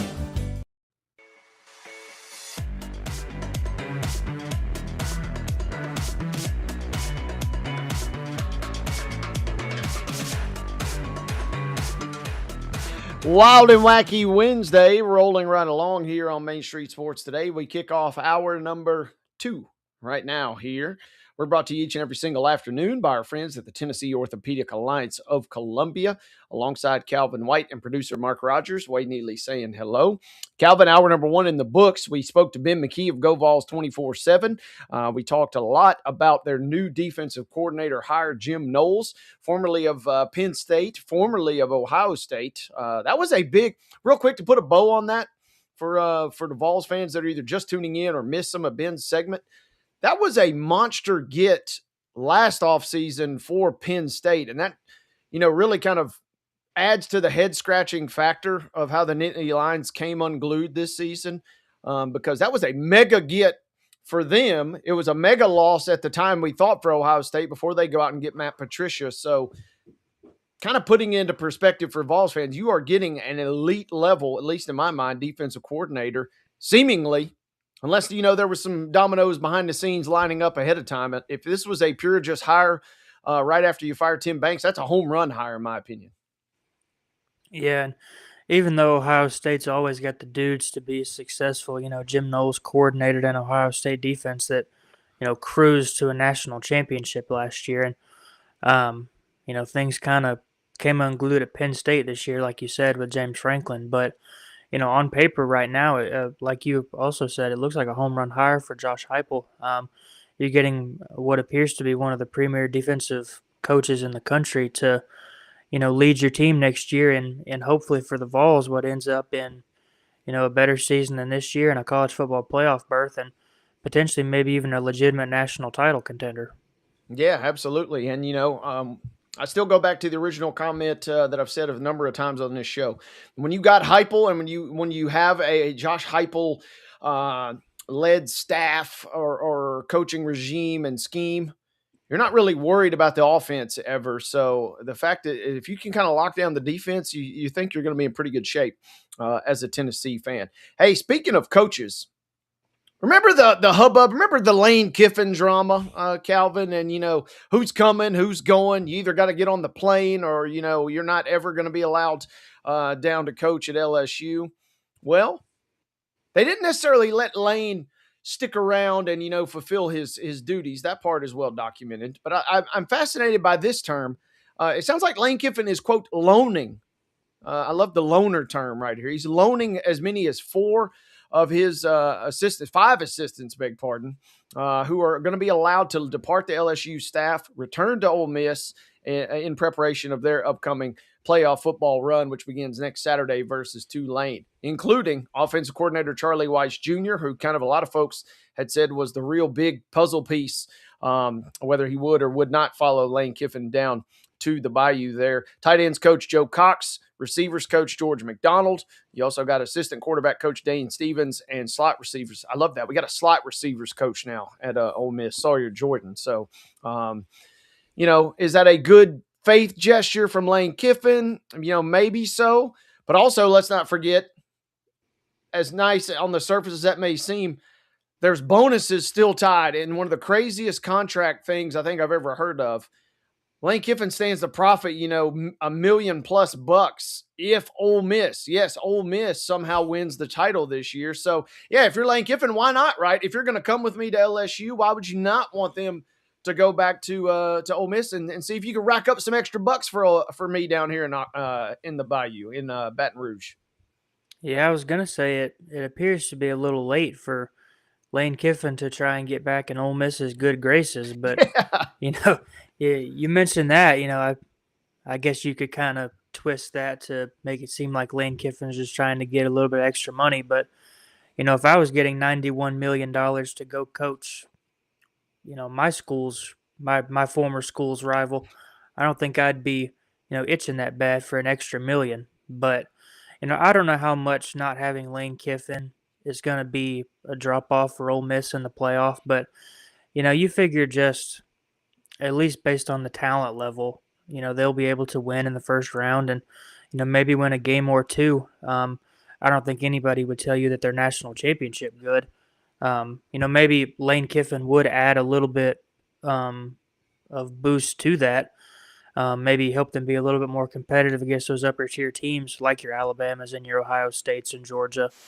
But I don't think Ole Miss is national championship good. But I guess if you're those coaches that are going back up to coach in the playoff run, try to do the best you can and cap off one of the better seasons in Ole Miss football history. Yeah, and I'm going to be fascinated by that because I don't deep down, I don't know that I truly believe this, but I kind of think there might be, just based on the little, smoke in the comments I saw on the socials and videos coming out from some of the players. I feel like there might be just a little bit of a bump for Pete Golding. And to your point, Calvin, I don't think that their Ole Miss, even maybe with Lane Kiffin, was good enough to perhaps really, really make a run at a national championship this season. Maybe the semifinals was certainly obtainable for sure. But I think Golding, they're going to get that game versus Tulane, massive favorite in that, should win that. And then obviously beyond that, I don't know. I just get the sense that they might get ever so slightly a little bit of a bump, and to your point, not be totally diminished despite the fact that Lane is not there. Other headlines. We talked about this yesterday a little bit on the show, and now we kind of got a little bit more of an update. Calvin, you were I'm trying to guess Calvin's age without really putting him on the spot here, but safe to say you were, all right, here we go. Safe to say, Calvin, you didn't really get to witness college football Phillip Rivers, to say the least, and probably not much of Phillip Rivers in his early NFL career. Did I at least kind of get that right somewhat? Well, I'm going to assume you're right. Let's pull up Pro Football Reference to see if we can get our years right. I got a great I got a great nugget that I saw earlier too on Rivers here that I'm going to share in a moment. Phillip Rivers was drafted in 2004. I was 2 years old. Okay, yeah, it's kind of around that I was thinking. So I did not see college Phillip Rivers whatsoever. You did not get to see Phil Rivers, and I saw this posted on the socials earlier today to put into perspective how long that Phillip Rivers. More on him in just a second, obviously. When he was a freshman quarterback at North Carolina State, good-looking freshman quarterback, 6'5", 221 pounds, right there out of Athens, Alabama. Chris Winkie was a senior quarterback for Florida State, which is crazy enough to think about. The president of the United States was Bill Clinton. So Bill Clinton was the prez when Phillip Rivers began his real, shall we say, football career there at NC State. We say all that to say that the door is still kind of open. There's a little bit of smoke coming out of Indianapolis that Rivers, after joining, the Colts, and kind of as we went through all that yesterday on this show, I don't know that he's going to start this week, Calvin, but it doesn't necessarily feel as much of, hey, I'm going to come in and just, kick the tires on the practice squad. They're in a real quarterback situation and a real crisis here, obviously with Jones now out, Richardson out, and Riley Leonard perhaps even going to be limited. There's a little bit of momentum that Rivers maybe not start this week, but it feels like we're trending toward Rivers making at least one start later this season for the Colts. Yeah, I would imagine if you're the Colts, if Riley Leonard is, healthy enough to go, I would imagine you go in that direction. But, this is the ultimate dudes being dudes moment that you're 44 years old. You come out of retirement for a team fighting for a playoff spot just to sling it around for a month and then retire again. The unfortunate thing for him is, if he gets elevated to the active roster, it'll restart his Hall of Fame candidacy. He'll have to wait another 5 years. But, Phillip Rivers never made a Super Bowl appearance. Could you imagine if 44-year-old Phillip Rivers led the Colts on a playoff run to the Super Bowl? I can't really imagine it. This is going to be out of both sides of my mouth. I can't imagine it, but let's just say I put down a few little shekels yesterday on Phillip Rivers to win the NFL's Comeback Player of the Year award. They were hanging out odds and they were too juicy. I couldn't help myself because it feels like if he wins a couple games, he would be in contention for that award at 44 years of age. So we will keep tabs on that. And yes, his connection with Shane Steichen is obviously what has kind of prompted this. They had 8-9 years together out in San Diego. And then, then he ends up playing just a touch there for the Colts at the end of his career. One other final nugget on Old Man Rivers here, Calvin. I found this piece fascinating for Pro Football Talk earlier today. It was just July that the Chargers signed Rivers to a one-day retirement contract. Normally when that happens, you're wondering, okay, how does, it doesn't really ever come to any sort of real situation. But now the fact that Phillip Rivers has opted to come back to the game of football, you're wondering, okay, how does this work? Because he technically signed a one-day contract, a retirement deal with the Chargers. Turns out there's none whatsoever because the Chargers already had 90 players under contract when they made that deal in July this year. So it was purely ceremonial, like they almost always are, because you're never expecting the guy to come back out of retirement. But what would be interesting, Calvin, is if that had been a real contract, they would have had to move him to their reserve/retired list. You're also still maybe wondering, why would that be a big deal? Imagine a world where the Chargers, who are still very much in the wild card contention, imagine a world where the Colts, who are still very much in the wild card contention, they want to sign Rivers, but because he would have been under contract with the Chargers, I'm just romanticizing this game of chicken that could have developed over a 44-year-old quarterback, as you said, dudes being dudes earlier. Yeah, and I can't imagine what the conversation was like with his wife either. That he's a literal grandfather. And he was probably like, yeah, honey, I'm going to, I haven't played in 5 seasons. I'm 44 years old, probably can't jump over the phone book. But, he's going to go out there and play against the best defensive players in the world. They should probably just put a red jersey on him out there just to make sure nobody hits him. We can play two-hand touch with Phillip Rivers, but, I imagine it'll be a little bit of a shock for Phillip Rivers when he takes that first real hit from a defender in 5 seasons. I do love that too. He did have a little bit of a quote at his presser. He basically said, hey, I didn't really take off and run much when I was playing in my prime anyway. So, I think he's banking on, and the Colts are certainly banking on, if he does end up seeing the field in any real capacity, keep him upright, keep him protected, and look for straight dropbacks, and that's about it. So we shall see. The other funny thing too, it popped in my brain there. I heard this on a different podcast.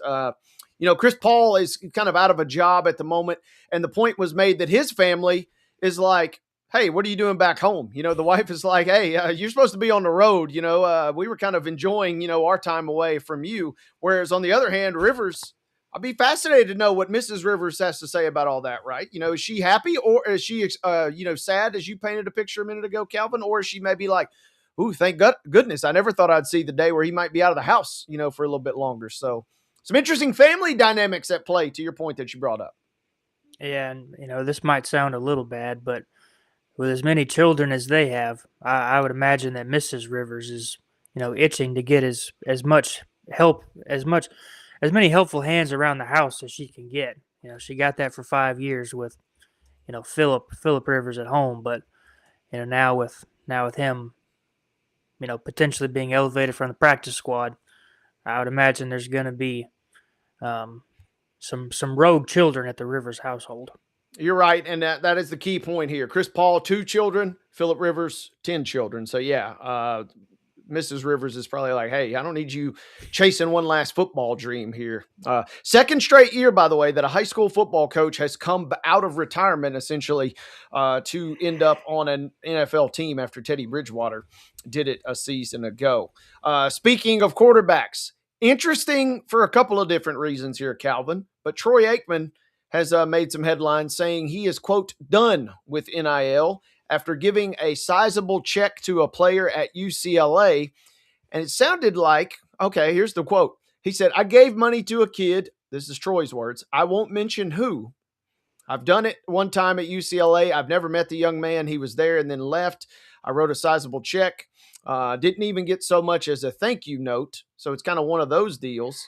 I don't think that applies to the person that's currently there, but the VOLS fans of the world were immediately thinking Troy Aikman strokes a check to a quarterback who doesn't really show the right appreciation. The Nico jokes were running rampant on the socials, but it sounds like Troy Aikman is out of the NIL business. You got to go get your money elsewhere for UCLA, it sounds like. Yeah, and, I certainly understand his point of view, especially in today's world of college athletics with the transfer portal. You can write a check and give a guy, so much X amount of dollars, and then, as soon as the season's over, he's in the portal looking to go somewhere else. And there's a lot of guys that are just out there to chase as much money as they can get, which I also understand that point. But, I guess it's a little bit of a give and take to where there's not a whole lot of loyalty, it feels like, in college sports anymore. You've got your guys that, stay their whole careers at, one school, but it feels like that's not the norm anymore. And, we've got guys bouncing around from school to school. There's some guys that go to a different school every year or 3 schools in 4 years or something like that. But, I definitely understand both sides of view. I understand Troy's view of, donating money to your alma mater and, just for the kid to leave and go somewhere else and not have any communication with you. But I also understand the athlete's point of view, whoever it is, that, if you're not a bona fide NFL prospect, to go and try and get your money while you can. 100%. And said this time and time again with Mo, and we'll say it one more time. If you are a student athlete, or if you are a donor, or if you are a school, make sure you got a really good lawyer and make sure you're checking all the terms of those boxes, because I foresee I'm all for the NIL era, and I'm all for the kids being able to, cash in at their own opportunities.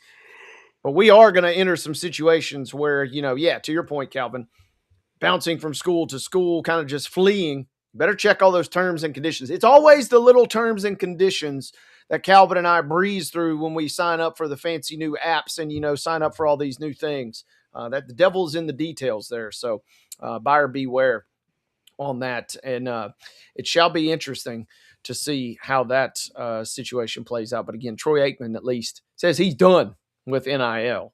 Someone that is not under an NIL contract that we might have to explore, though, because he joins us more often than not on Wednesdays. Our good friend and Main Street Media colleague Joe Sullivan is going to be with us on the other side of this timeout. We're going to talk local hoops, and man, do we got some games and some teams to update you guys on. We're going to swing it around the local circuit with our main man, Main Street Media's Joe Sullivan, on the other side of this timeout when we come back on Main Street Sports Today, presented by TOA of Columbia.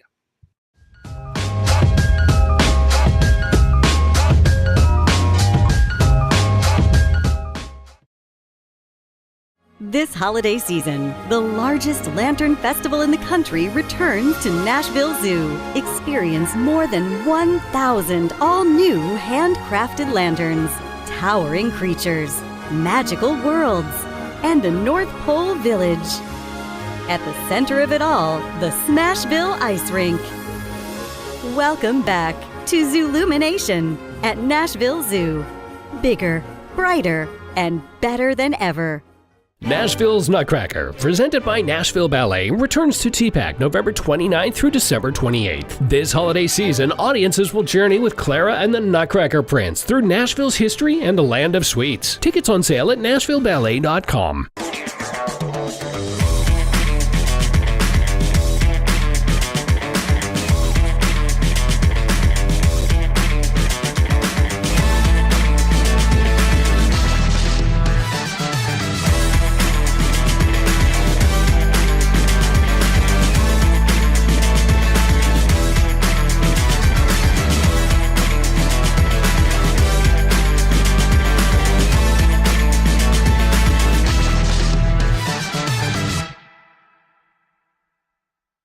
Jones & Lang Sporting Goods here in Columbia has been outfitting teams, officials, and anybody else from T-ball to college for 50-plus years. Be sure and check them out at 931-388-8060 or online at jonesandlang.com. Jones & Lang Sporting Goods, the look of a winner. Piggly Wiggly, located in Neely's Mill Shopping Center, is Columbia's locally owned and operated Cost Plus 10 grocery store dedicated to serving the community with low prices and smiling faces. Piggly Wiggly offers fresh, hand-cut meats daily, as well as daily hot plate lunches from their deli counter. You're certain to see smiling faces and a helping hand when you're here at Piggly Wiggly. Come by and check out our fresh produce, high-quality meats, and more. Down home, down the street, we'll see you at the Pig.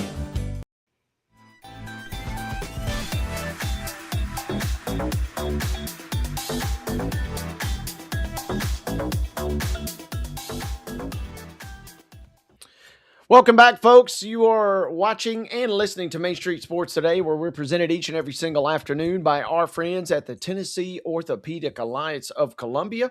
Calvin White there, Wade Neely here, alongside our producer, Mark Rogers. And without further ado, time to bring in our next guest, ladies and gentlemen. He's ranked number 199 in KenPom, but he's number one in our hearts.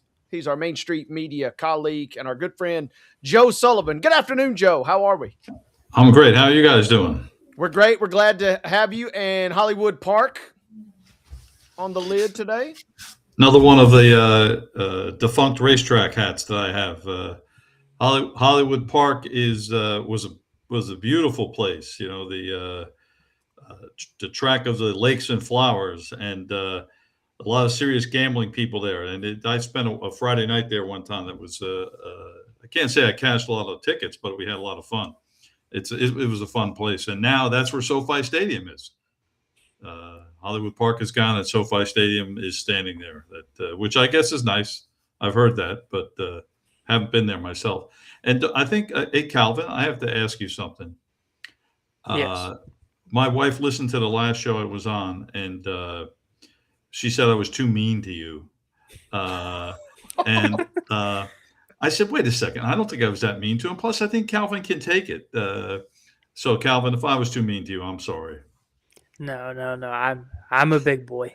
I could take it, but I did not do what you asked of me last time. I did not decorate my setup behind me. I didn't get my bookcase to make me look like I'm smarter than I actually am. Yes, it's you're looking pretty bare there.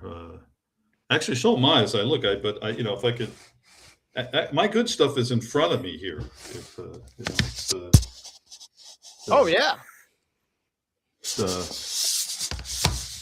the other way. My Suffolk Downs 75th anniversary with dirt from the track, and my autograph picture from Delonte West and Jameer Nelson. It's St. Joe's Legends. So that's right. That's right. And as we kind of have gone through the details there, you mentioned Hollywood Park and SoFi. I wonder if there's, how the places, sometimes historical places, Joe, have like a little tiny plaque or a little tiny remnant somewhere hidden in the stadium. I wonder if that exists. Absolutely. But instead of, Hollywood Park, I wonder if it says Joe Sullivan was here. I bet they do have something. I think the most interesting one is I believe in a hospital in Pittsburgh, they have where home plate was at Forbes Field. Yeah. I believe that's the case. And I was one time I was in Kansas City, and I wanted to visit where the old municipal stadium was, and it's in the neighborhood. But on a corner, they have they had a diagram, like a sign that told you where everything was. And now it's just like houses and parks and things. That's where the Athletics and the Chiefs used to play. Man, so you got a little bit of history kind of still preserved. I like that. But still, yes, me too.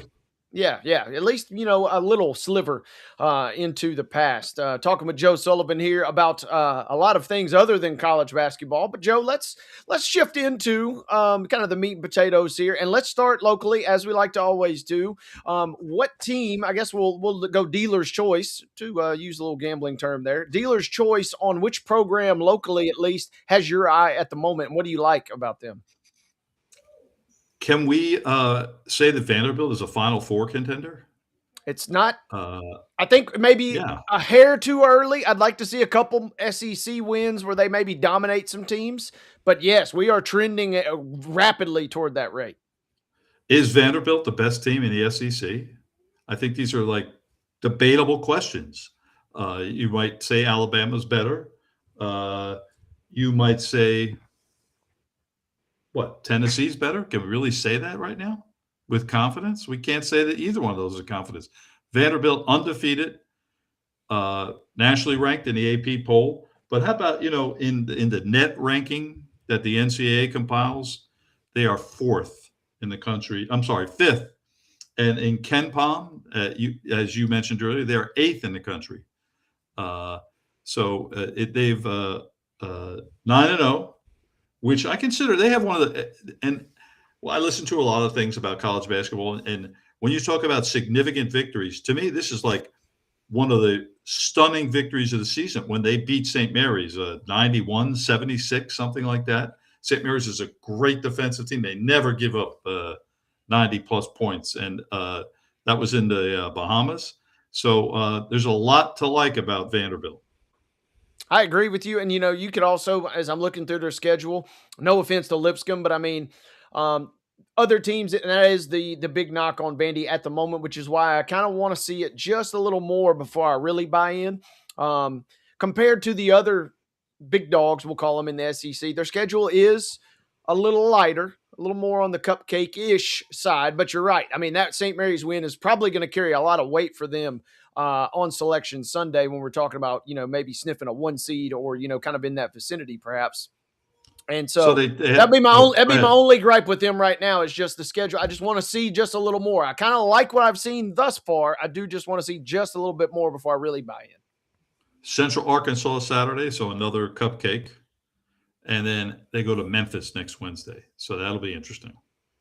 Big game right there in the middle of the week. And then they got Wake right after that on the road next Sunday. So, I mean, a nice little 2-game stretch to close right before the holiday break there. Before then, boom, you obviously flip the calendar and into SEC play. What is it about Vanderbilt that you like thus far? Anything in particular? We've talked a little bit about their roster reconstruction, but, what is working well for them in your mind, Joe? I think they're an offensive juggernaut, averaging 96 points a game. I think I have that right. Yeah. 96.8 points per game. Duke Miles and Tyler Tanner are the two leading scorers. They're really close, but lots of offense. And Duke Miles has been a transfer from Oklahoma, has, to me, better than expected. And Tyler Tanner has made a jump from a freshman where he was a really good sub to one of the best players on the team as a sophomore. And he's still, a tremendous defensive player and very careful with the ball. He doesn't turn the ball over. He's really emerged as someone who might be all SEC if he keeps playing the way he's playing. Joe, we had, a battle between two local teams that I believe you were on hand for over at the Murphy Center on Sunday, MTSU and Belmont. Belmont won that one pretty convincingly. MTSU and Belmont have had their battles over the last couple of years, and Belmont's off to a 9-1 start, really good start. Just what did you see out of those two in that one, even though Belmont won it by 20? So it was close for a half, but Belmont played poorly in the first half and was still leading by 4. And then in the first 5 minutes of second half, they just took charge of the game. They hit a bunch of threes. I think it was 4 in the first 3 minutes, and that was the end. Middle Tennessee was buried quickly on Sunday afternoon, and it was another great offensive performance, much like Vanderbilt. I mean, they only averaged about 85 points per game, Belmont. They're not up with 96.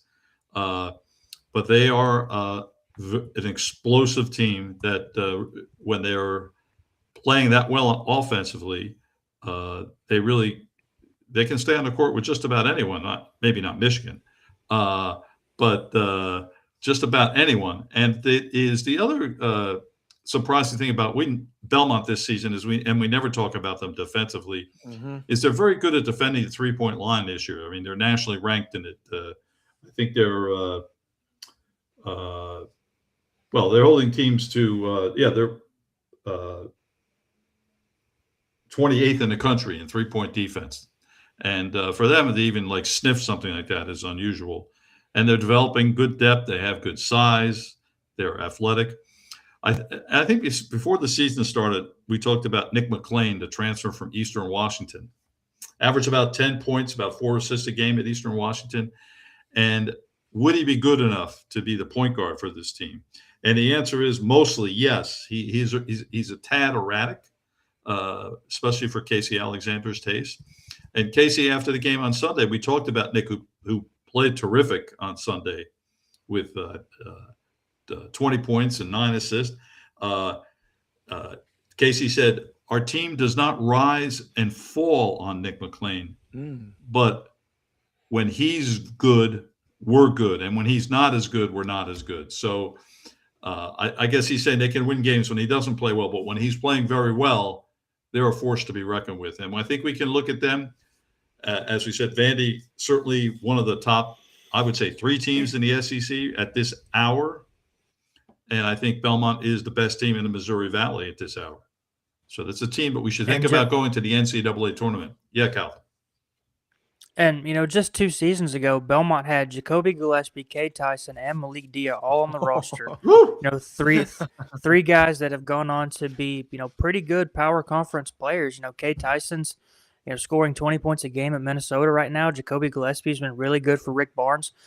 And those Belmont teams were good with those guys on the roster. But what has Casey Alexander done since then to keep that roster, just reload that roster and, keep Belmont competitive in the Missouri Valley? So he's done something that a lot of coaches have been able to do, is retain players. So he redshirted 2 big guys 2 years ago, Sam Orm and Drew Sharnowski, both now.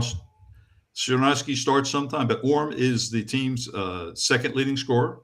Could very well be their leading scorer. He's 6'9" forward with a great outside game and inside game. He's a good defender. He actually has gotten these players to stay, and they actually have developed. He redshirted 3 freshmen last year, and Jabez Jenkins is now starting for them at guard and is their defensive ace. And he also can score points getting to the basket. Not a great outside shooter, but he brings them a lot of energy and toughness. That's so I think that Calvin, that's the way he did it. He didn't dip into the portal for a lot of players. I mean, he did dip in for Nick McClain because he knew he needed another playmaker, another point guard. And Isaiah West from Samford, but originally at Vanderbilt, he's been hindered by a shoulder injury, so he hasn't had much of an impact. He hit his first 3-pointer of the season Sunday afternoon. I guess that's when Middle Tennessee really could have put up the white flag. Isaiah West hit his first 3-pointer of the season, and they knew the game was over. That was a wrap at that point. And Joe, to your comment a moment ago, Belmont's defense is really what's holding them together right now. I mean, yes, the offense is. You're always going to feel good about the offense, but I'm obviously the Ken Palm nerd here. They're ranked 52nd in the country in defensive efficiency right now. I mean, you're in the top, 20% of NCAA schools there in terms of your defense for a unit that is traditionally kind of not a pure afterthought, but kind of an afterthought. That's massive for them in my mind. That jumped out to me immediately. And Casey early on said he thinks this could be one of his best defensive teams, that they had the athleticism and the mental toughness to be a good defensive team. And that's proving to be true so far. The other thing we should mention about Belmont is, Tyler Lumblade, the 3-point shooting ace, is not shooting at the same percentage he was last season. But I tell you what, he's being handled very physically. Middle Tennessee was really being physical with him. But, he waits for his chances, and he's making the most of his chances. He's not going to shoot the same percentage he shot last season, like nearly 50%. He's in the high 30s, but he's still dangerous, and he's actually taking more shots this season. So his average is going to be higher than last season, even though he's shooting at a lesser percentage. But it's 38%. It's really good for a 3-point shooter. Yeah, just not to the elite levels, which is kind of scary again to think about. That is going to continue to get better. Joe, pivoting from Belmont, speaking of getting better, One of the last times you and I at least spoke, we were talking about the Battle of the Boulevard and Lipscomb, kind of we weren't real sure. They had lost 4 out of their first 5 games. Their only win was versus my good buddy Jason Latch down there at Bryan College. All they've done since, though, is rattle off 4, 5 straight victories. They're sitting here at 6-4. Has Lipscomb found something, or is this kind of a function of their schedule? It's both, but they definitely, because that's why I say they found something. So Kevin Carroll, I was at the Western Carolina game, and they really whipped the Western Carolina. I was surprised by that, and not the Western Carolina. I think they will finish near the bottom of the SoCon, but I'm talking to Kevin after the game, and that the improvement I was seeing, and he says, Joe, people have to remember, we were 2-4. That's the same record that last year's team had after 6 games. Mm-hmm. And he wasn't saying that this team is as good or as talented as last season's Atlantic Sun champions, but he felt this team had some talent that they were going to do well. And they're much better than I thought. Grant Assman, who I really thought would be achieve something as a complimentary player, is their leading scorer. He's playing very well. He's improved his 3-point shooting, and he's a good passer. And then speaking of good passers, Matteo Esmeraldo, the point guard that came with Kevin Carroll from Trevecca, is averaging 10 points and like 6 assists, and he can play at this level. I think he's proving it. So those are 2 guys I think have really been significant for them. And it is the winning streak is going to end because their next game is at Duke next Wednesday. You don't like their chances versus the Duke. But I will say this, Mr. Kempon. They are the highest rated Atlantic Sun team in Kempon. They're the highest rated Atlantic Sun team in the NCAA net ranking. So that, to me, I think it's the Atlantic Sun's always a bit of a mix. You'd have to like their chances to at least be involved at this point. So that's a big change from how we were talking about them earlier this year. Yeah, absolutely. And, maybe they don't go on to have as great of a season as they had last year, but there is something to be said. And I know we got a new coaching staff and a lot of turnover there, but there is something to be a little bit said for, hey, we're in familiar waters, and kind of at least you got some DNA in you to kind of crawl out of there at that point. And they've done that thus far. By the way, taking a page from Casey's book, Kevin Carroll's redshirting 3 freshmen this year. So I think he's taken the same approach. He's going to try to develop players and hopefully keep them. To throw in another gambling reference, what do we think the over-under is for combined points and rebounds from Cameron Boozer against Lipscomb? Oh, man. Let's see. Without knowing any of his averages off the top of my head, 40 combined points and rebounds. Yeah, somewhere in the 40s, like 44. Yeah, I can see 40 is a good guess. Yeah, 25 points and 18 rebounds, or 16 rebounds. What a great player he is. And I'm gonna take an exit here if you don't mind, you guys. Yeah. But so Cameron Boozer, I'm a dedicated reader of the Field of 68 newsletter every morning. Mm-hmm. And it's a great product. I recommend to anyone who is, it's $50 a year. Or is it $25? Calvin, you remember? I think it's, I don't know. Maybe it's I don't know. $25 a year, I think. Maybe it's $50. But you get it every day, and it gives you such an update of the college basketball scene, what happened the night before. Indispensable if you're a great fan, in my opinion. But within there, they had a story about an NBA scout talking about Cameron Boozer. Now, this wasn't Field of 68 saying this. This was the NBA scout, and he was saying that they felt Cameron Boozer wasn't the equal of AJ DeBonza or Peterson from Kansas, Darren Peterson from Kansas, and that he's achieved what he did against lesser competition so far this year.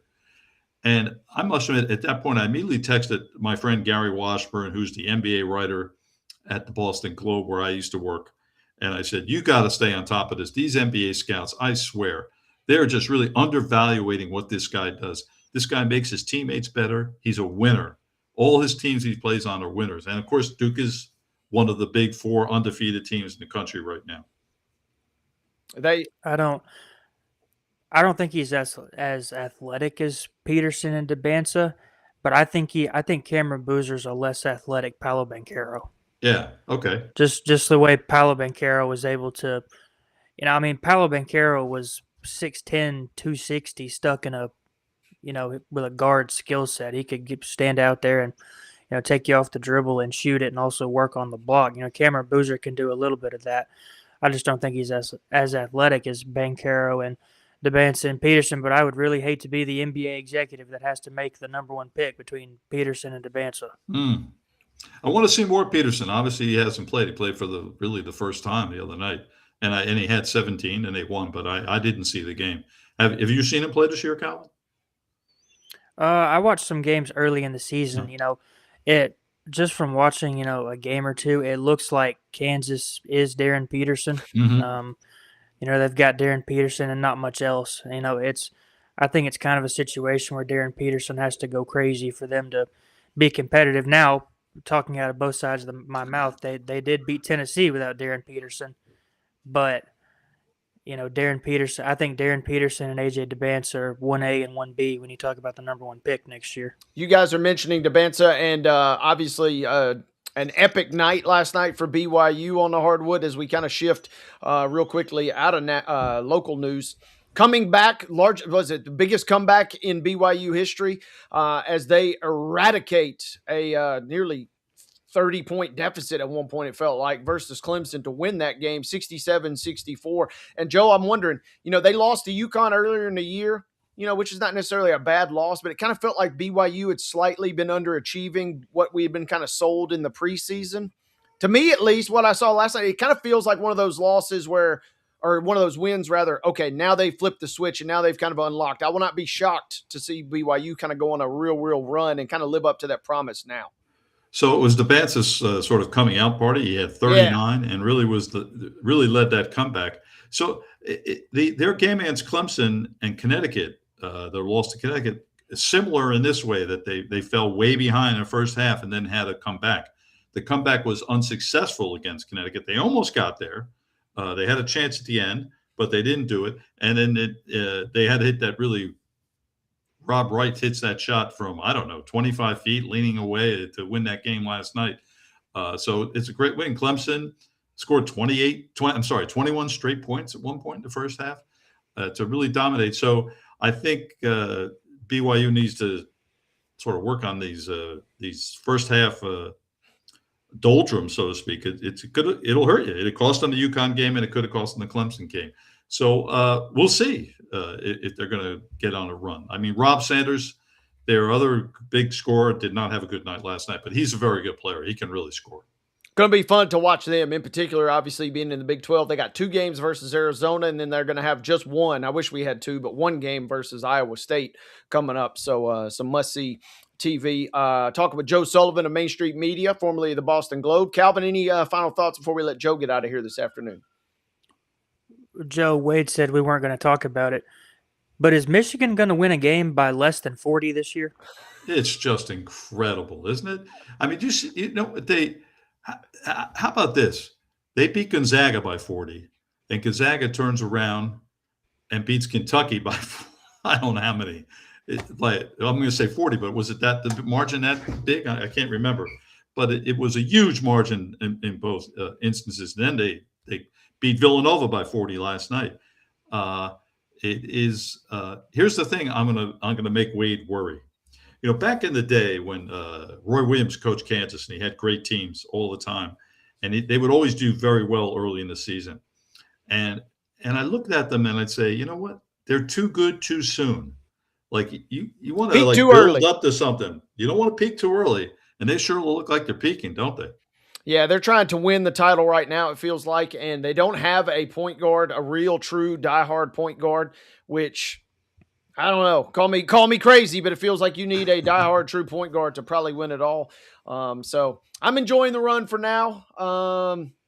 We'll see what happens, but yeah, they look unbeatable. And last night, guys, what you saw was Michigan trying to take out as much revenge as possible from the national championship game back in 2018, where they got throttled by Villanova. So I don't know, Dusty. There's something to be said though for the fact that maybe they're not obviously going to win every game in this crazy fashion, but there's something. Maybe they're just trying to build extra confidence, and maybe Dusty's onto something, trying to instill whoever is running the point and whoever maybe is lagging on their roster, trying to just boost them up before they get into the really tough games, because they're taking names right now, but obviously to Joe, your point, that won't be the case. So I don't watch all the games to the end that Michigan's won, and you probably don't either. But I hope he's like clearing the bench at some point early when he's up 40. He is, although ironically, the Gonzaga game, the guys didn't get out of there till late, which later than you would expect for a game that ended 101-61. So he's taking some minutes off for sure, but it's a little later than you would initially think. When I see things like this, I'm reminded of an old high school coach from New Jersey who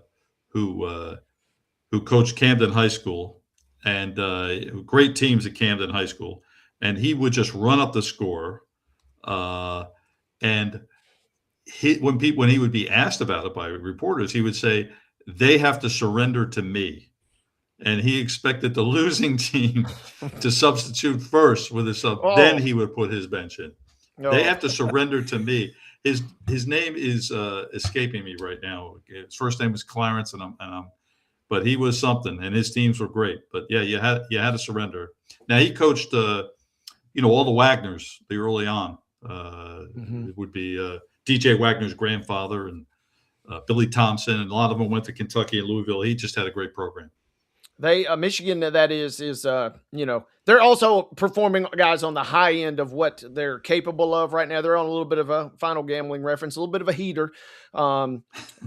You play them in Gonzaga. Also, I chalk it up, that Gonzaga game in particular. Man, that's the night before Thanksgiving, and I know there was some money on the line out there in that Vegas Players Area Invitational, but Gonzaga, that's about the worst stinker that Gonzaga is going to play ever, maybe, and that's maybe about as hot as Michigan's going to run. So I'm just going to sit back and enjoy it for now.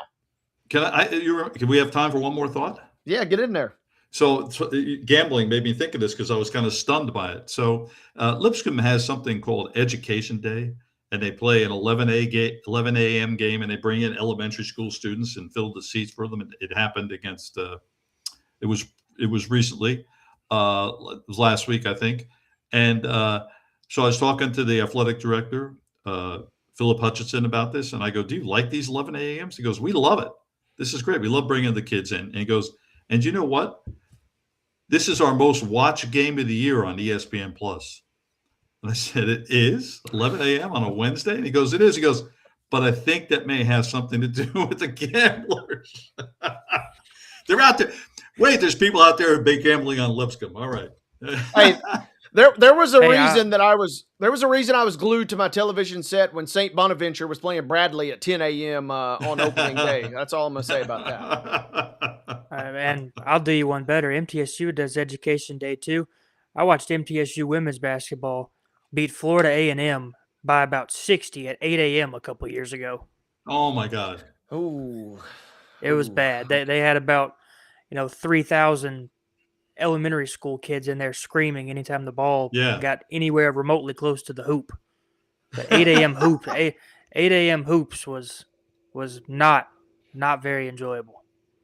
No, that makes it a tough sell. It's never a tough sell, though, to bring on our good friend Joe Sullivan of Main Street Media. Joe, we appreciate your time. We appreciate your Hollywood Park lid, and we appreciate your wisdom as always. Enjoy the rest of your week, partner. We'll catch up with you soon.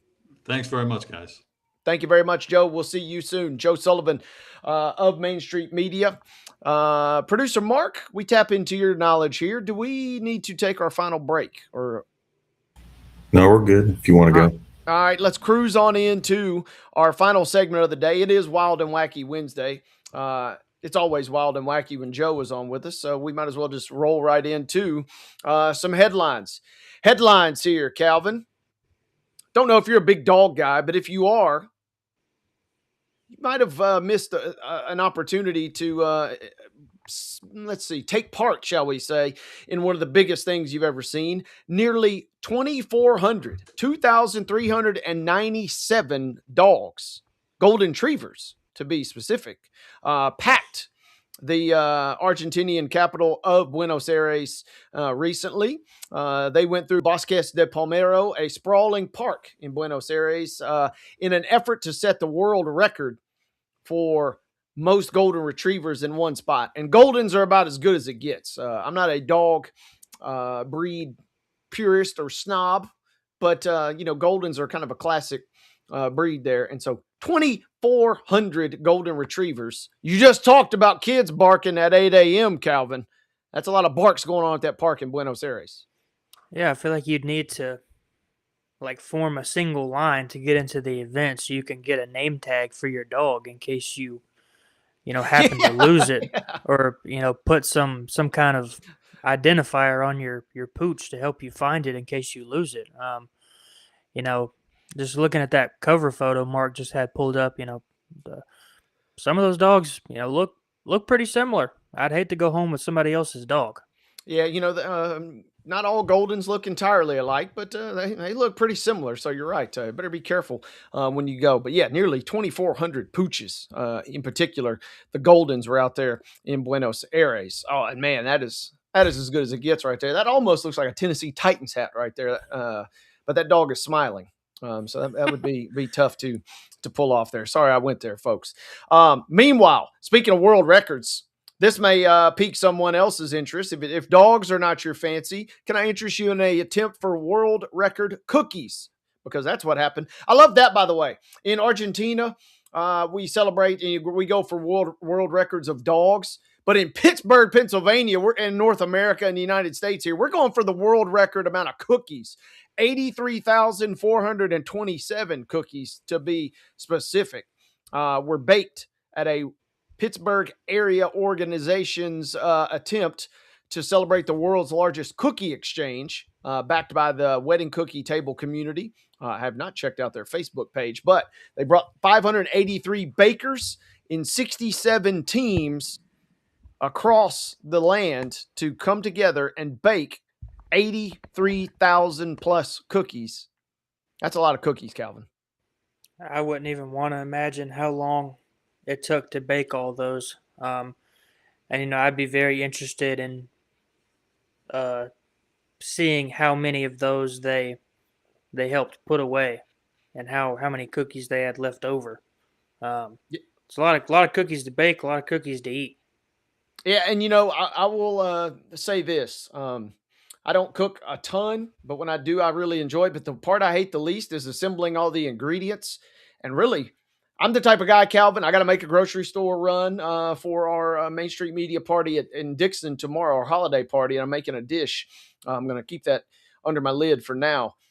But I hate, because I go to the grocery store needing like 2 items for the recipe, and then I end up with like 60 items and, a $200 grocery bill. So I would hate to see the bill for the wedding cookie table community as they went through 83,000 cookies. My goodness, that is a lot of sugar rolling through Pittsburgh there. So locally, too bad that Heather Williams couldn't join us this week, because we would have really been able to pick her brain on not one, but 2 different stories from over in East Tennessee. And we'll start with one that's a little more perhaps charming, but a deer has broken into a Tennessee Christmas store. And not only did it break into this store in Jonesboro, happened late Friday morning or early Friday morning last week, but this deer broke in and it got stuck in a chair. So if you're an owner of a Christmas store, beware, because the deer, no word on yet if it's a reindeer, but it is making its way in and wreaking a little havoc there. A 4-legged burglar, this article calls him. Yeah, and I don't remember where it was, but I saw it, I think, last week. I don't know if you saw it, but the raccoon that broke into, I believe it was a liquor store. Yeah. And the employees found him the next morning, just passed out in the bathroom floor.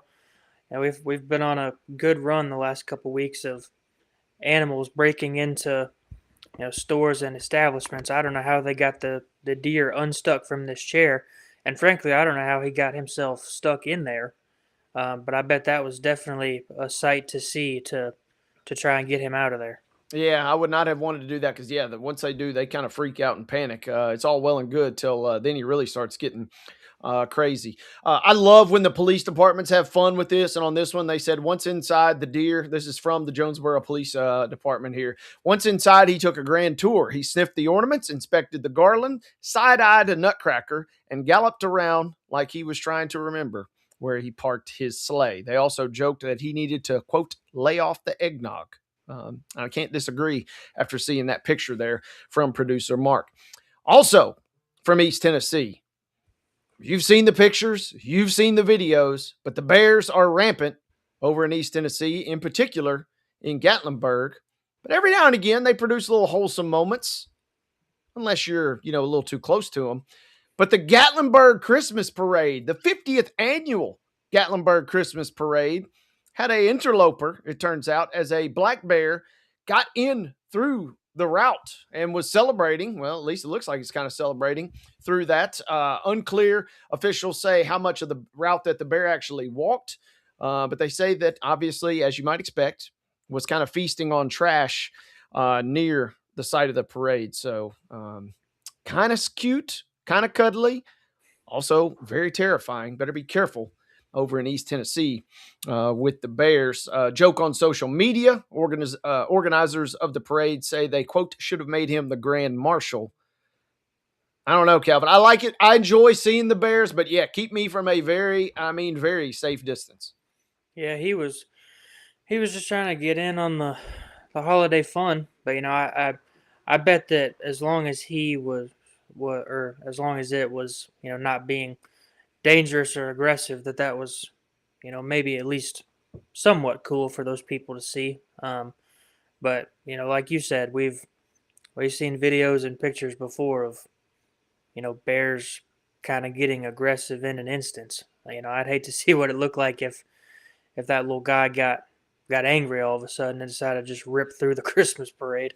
Man, yeah, cute, cuddly until you're up close with them, and then in that case, all bets are off.